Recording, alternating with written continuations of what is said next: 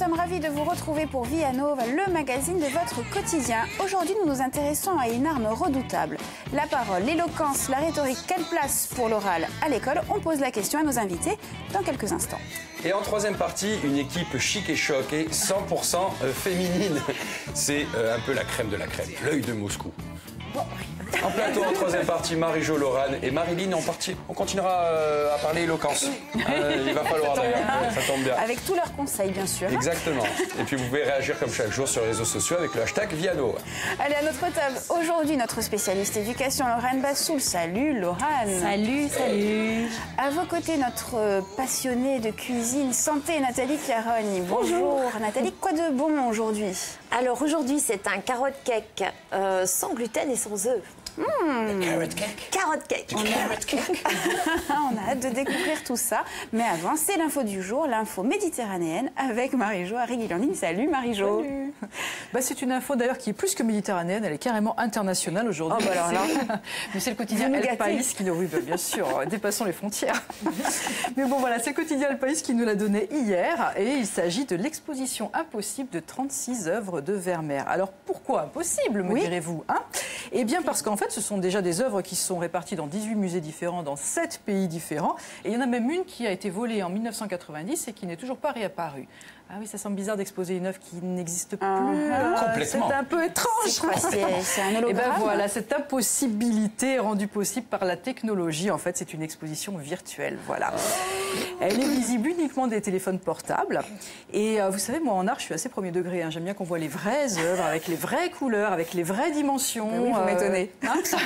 J'aime pas trop ce genre de choses. Et ben, je dois avouer que quand même, c'est plutôt bien. Parce que déjà, il y a une vraie scénographie qui est mise en place. Donc, elle donne quand même l'échelle des œuvres. Vous ne pensez pas que la Joconde et la naissance de Vénus, c'est la même taille. Je ne parle pas du tout de Vermeer, là, évidemment.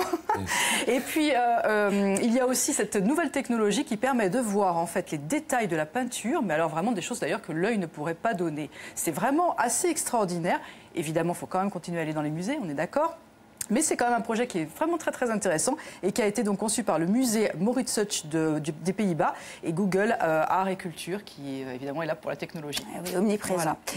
Très bien, merci Marie-Jo. Mais je vous en prie. On va tout faire de la maison bientôt. Ouais, mais c'est un peu triste. Ça, faut pas. C'est dommage, non? Non. Ça, c'est vraiment une occasion de voir 36 œuvres en même temps, mais non, il faut quand même continuer à aller dans les musées, voir les vrais. Oui. Bon. Ben oui, c'est à Laurane. Non, mais je sais. Vous n'avez pas besoin de me le dire. Hein, je connais mon texte. Hein. Laurane, ma chère Laurane. Oui. Alors, de quoi on parle? Alors, on parle d'un séminaire qui va être organisé autour de l'autoportrait photographique, selfie, Internet, demain et après-demain, à l'Espace Diamant. Donc, c'est à l'origine de ce projet le Canopée de Corse et le Centre méditerranéen de la photographie, en partenariat avec le Clémy de Corse. Donc, au programme approche esthétique et historique de l'autoportrait. Travail sur l'autoportrait pour en faire un projet pédagogique puisqu'il y a environ 50 enseignants qui participent à ce séminaire. L'intervention d'une psychologue qui analyse le selfie comme l'art d'être vu pour construire l'image de soi. Et enfin, il va y avoir des rencontres avec des artistes, des spécialistes de la culture numérique des adolescents. Donc un bien beau programme pour vivre aussi avec son temps puisque l'autoportrait a évolué et tiré le meilleur du parfois pire en ce qui concerne les selfies. On est d'accord. La preuve. Oh là là. Voilà. Je savais pas qu'elle était là. On garde tout. Parfait. Bon, Voilà. c'est bien. On parle après quand même. Merci Laurane. Et on en reparlera dans un prochain numéro de Vianova. D'ailleurs. Tout à fait. Nathalie, alors notre carotte cake sans gras, sans gluten, sans œufs, sans quoi d'autre? Avec quoi? On va faire ça, on va faire plus simple. Mais pas sans goût. Ah non, il y a certainement des bonnes pas. choses de toute façon. Allez, allez-y. Alors là, on a des amandes. Oui, pour les ingrédients. Alors, les amandes, c'est ce qui va nous amener aussi la matière grasse, les carottes, Oui. On peut comme ça faire manger aussi les carottes aux enfants. Oui. Et oui, la compote, je sais pas. Elle me regarde. Quelque chose à annoncer. Alors, la compote, c'est ce qui va faire le liant et remplacer l'œuf dans cette recette. Ensuite, alors, on utilise soit du sucre rapadura ou du sucre de coco, qui est très bien. Donc, un sucre non raffiné, j'insiste. Et puis, la farine sans gluten. Mais là, j'ai pris une farine de riz. D'accord. Et puis ensuite, un zeste de citron et un peu de jus de citron et de bicarbonate pour faire lever un petit peu tout ça. La compote serait le liant? La compote et le liant, oui. Compote maison, hein, c'est facile. Hein, on épluche des pommes, on les fait cuire. Voilà. Allez, on passe à la première étape. Alors, voilà. Alors, on y va? On se la fait en The first step. The first step. C'est pour vous montrer que c'est très facile. Et on va voir la vidéo en même temps. Ben voilà, alors Nathalie, il y a la vidéo qui... Donc là, je mixe les carottes dans le robot. Selfie. Selfie. Allez. Donc les carottes très finement. Hein. Très finement hachées. Je tiens le bol. Je mets tout? Oui, tout. Bon. J'ai pesé pour vous faciliter la tâche. Faites les choses bien, Nathalie. Oui, Alors, je Nathalie, sais. vous avez dit un truc qui m'a un peu...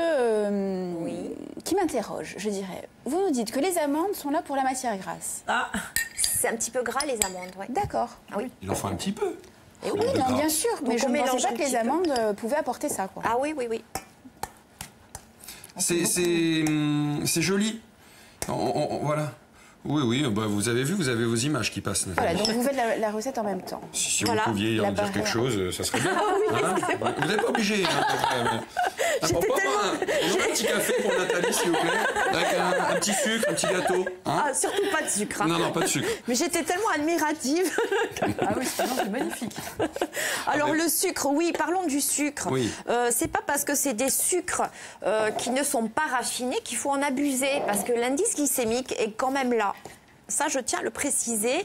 Et le sucre, il faut savoir que quand même, ça amène le diabète, ça acidifie l'organisme, ça crée de l'inflammation dans l'organisme.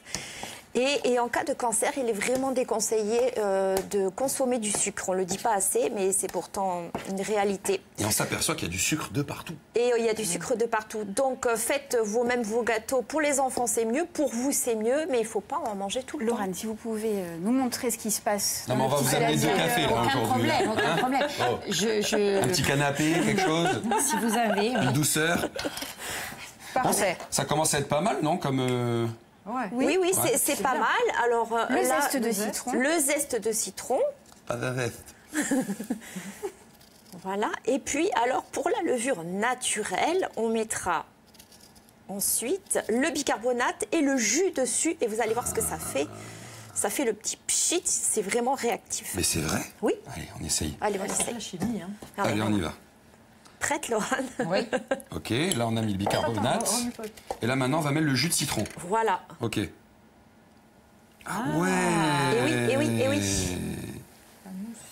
Voilà. Et alors, Ça on malaxe émulsionne. tout ça de façon bien homogène. Et ensuite, vous remplissez vos petits moules, on reste 1 centimètre, ou alors on peut en faire un grand. Dans ce cas, c'est la cuisson qui change. Parfait. Alors, les Allez, je indications de pique un cuisson. gâteau. Justement, Nathalie, rapidement, les indications de cuisson, température et durée. Alors, température 180 pour les petits moules, 35 minutes. Et si c'est un grand, on va jusqu'à 45-50. Ok, merci. Et on saupoudre d'amandes. Et on très bon. saupoudre d'amandes, oui. Effilé. Ah, c'est très bon. Oui. Ah, c'est très bon. Bon, ben, merci beaucoup, mesdames. Allez, Vianouf, ça continue. Sur VST, justement, on va parler les cours d'éloquence. Est-ce plus que jamais nécessaire? Oui. Voilà, pour moi, oui, en tout cas. Pour nous, Voilà, pour nous, oui. Allez, à tout de suite sur VST. Decided quickly, yes I did, to just go down and check.